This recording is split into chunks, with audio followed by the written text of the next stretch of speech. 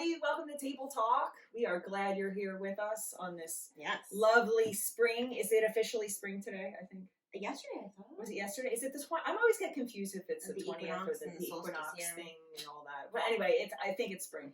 So we're going to celebrate spring anyway. And Dairy Queen's giving away a free cone. Ooh. So if you have a Dairy Queen, and not at malls, but like Dairy Queen structures. Yeah. We like spring. So I think they're giving away free cone. We like free things too. Sweet. Well, anyway, welcome. We're going to talk a little bit about the message and have our conversation and see where it goes. Okay. And that's what we do with this. So I do have a special guest. Very special. Yes.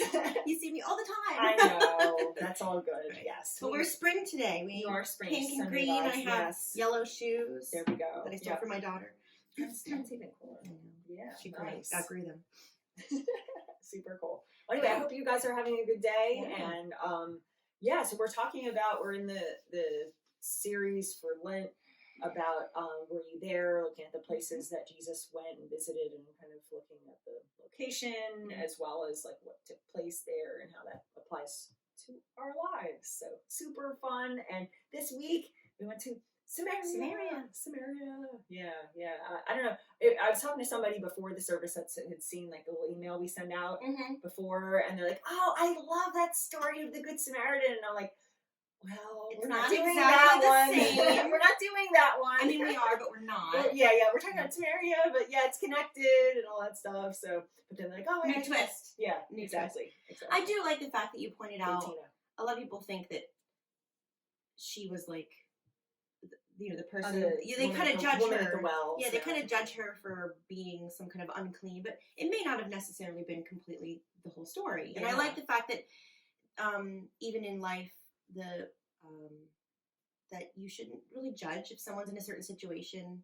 Maybe just extend a little grace and try to see it from their point of view as to what's going on. And even if they did make a mistake, it might be because of something bad that was done to them, and they're reacting out of that trauma or whatever it is. Yeah. Just a bad experience. It may not be that. So I like that you went into that a little bit. It just brushed through it. Yeah, someone actually shared with me a podcast that they listened to that even talked more about that, about how this woman, she could have even been in an abuse situation. Yeah. And basically like just the shame of that, especially at that time in ancient times, like it was always the woman's fault. Like, or even not being able to have children, and producing a male heir was very vital in that culture.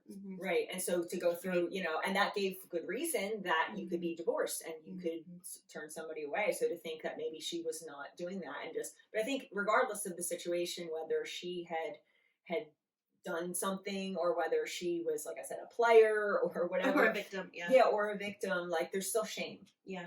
There's still that shame there. And I think that caused her avoidance of other people, of getting together. And who knows what stories took place in the town before that, too. Right. Yeah. And maybe they were going to extend grace, but she wasn't allowing that to happen. Maybe she was so worried about how she would be portrayed or treated that it was easier to avoid that. And I think sometimes that happens in our communities where people, suffering, especially people who have addiction, that have relapse or whatever, they're afraid to be a part of a community for them being judged.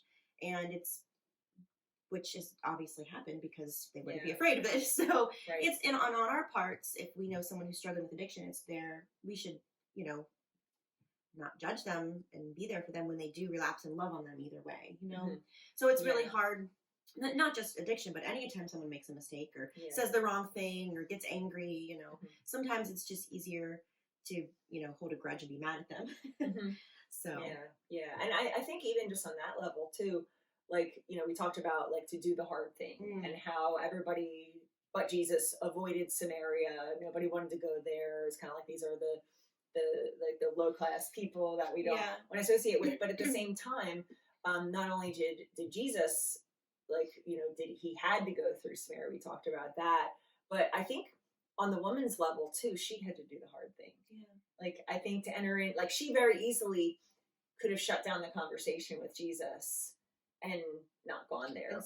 Or when things got uncomfortable for her, like she could have shut that down, but she didn't. Said, I shouldn't be talking to you because I'm, you know, an unmarried woman, blah, blah, blah. And so she could have been like, bye, see you later. Yeah. But she decided to talk to him. And even when he said, yeah, you know, go get your husband, and oh no, you have five. Uncomfortable. Yeah, talk about uncomfortable. Yeah. Yeah. She very easily could have said, okay, I'm done here, and left and missed what Jesus had to offer her.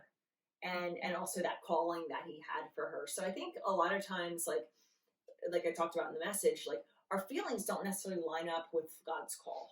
And it doesn't mean that we ignore like the gut. Like I mean, I believe like sometimes like your gut, you do have to pay attention to. Don't ignore that. Right. But I think just going solely off of how I feel, that might not be a good indicator of God's direction or God's call. Like it might actually be the signal to say, this is uncomfortable for you. That's why you need to do it. Yeah, I think in a church setting, like if we're talking about the community that we live in, and we go to, you know, hang out with people, it's easier to just go to church and hear the message and then not be invested. And I think because people are people.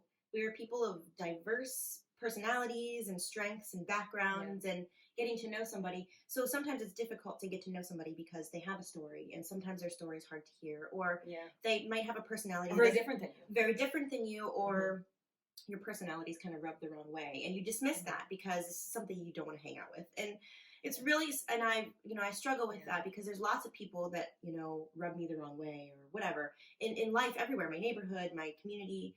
And it's really important to value that person as a human being and see that they also have a story and get to know them, even though you may be different, but they still have something to add to the community. And I just feel like sometimes it's difficult to just sit and listen, and I'm a talker, you know, I babble up, and when I'm uncomfortable, I'll just start talking, but I just need to take a deep breath and remember, let them talk, hear what they have to say.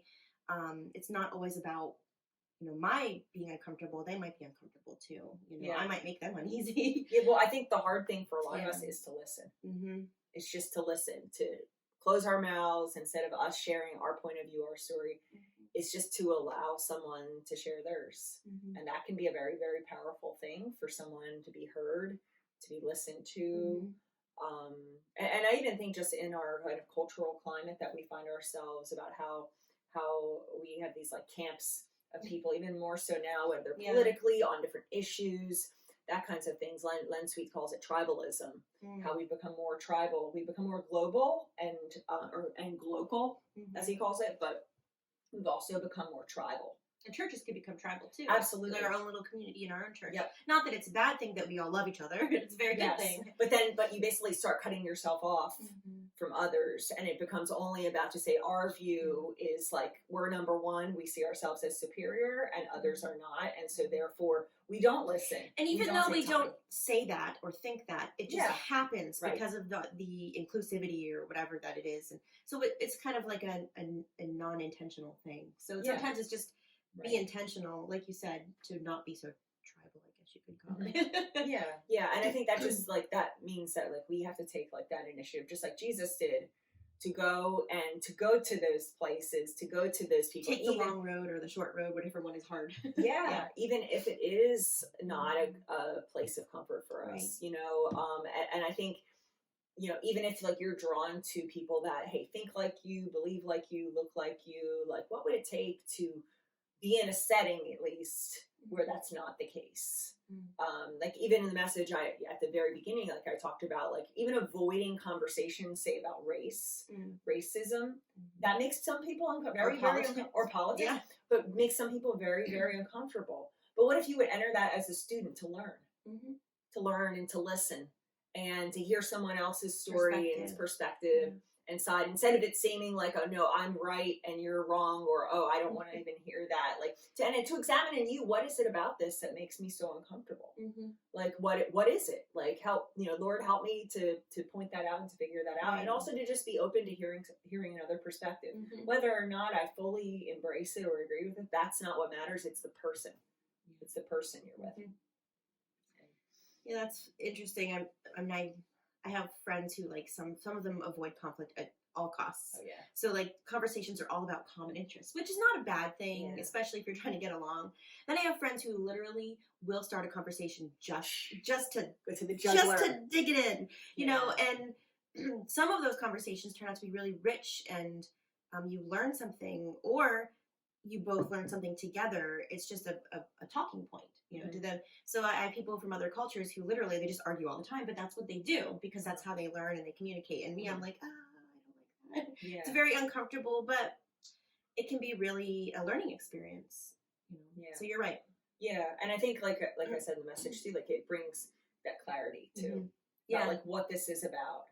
And instead of your assumptions, like to recognize, like, hey, maybe I've been wrong about this, or maybe I need to explore it for myself. Yeah. We talk about like things of faith. When someone questions you, well, why do you believe this? Like, how do you know that Jesus actually rose from the dead? Like, and you never actually really thought about it or unpacked it. You've just kind of gone along, and it doesn't mean you don't believe that, but to explore it for yourself and say, well, why is it? Like, that can be a very good thing. That brings out that clarity. Like, like Jesus differentiated to say, well, what is the main point here? Like, whether you're a Samaritan or you're a Jew and you worship here, or you worship there, like, Jesus is like, well, I think one's legit, but that's not really not matters. Yeah. The aside is like, one day what really matters is worshiping in spirit and truth. Yeah. And like, that's the clear point. Instead of getting caught up on all the divisive points, like, let's focus on that and see what God really desires. Yeah, and I also, in some of your doggy bag notes in the worship guide, which is also posted online, you talk about things.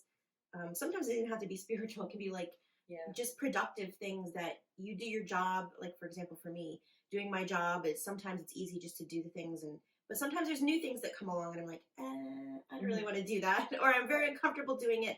And after you do it for so many times, it's not as hard. Yeah. So, it's practice. It does take practice. So sometimes, in your professional life or your family life, doing something new is not necessarily bad. It's just a new skill set, or a new adventure, something like that. So it doesn't always have to be so serious. Yeah, right. And you don't know if you don't try. Yeah.